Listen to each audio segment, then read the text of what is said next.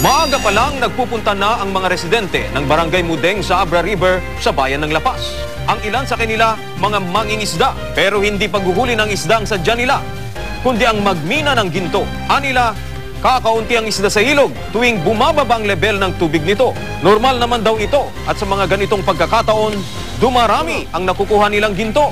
Dapalangon sa gabat ito, pagkakurayan niya daw makalaban may masarap kayo pala ito.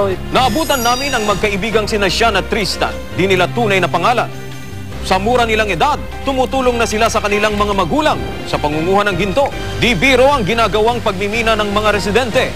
Mula sa pagsikat hanggang sa paglubog ng araw, sinasala nila ang mga buhanging umaagos sa ilog hanggang sa makita ang mga ginto. At matapos ang isang araw ng pagmimina, ibebenta na nila ito sa pawn shop.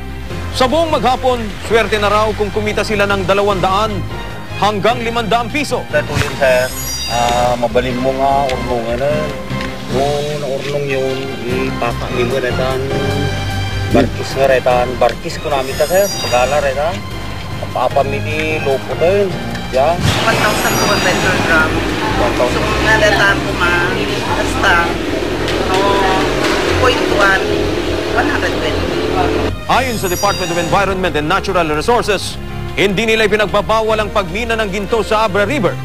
Ang mahalaga lang, walang kemikal na ginagamit para dito. Ang magtapakadangranan na dati chemical ngayon sabda, di panangala dati di gold, panang separate di gold di ayan tidak.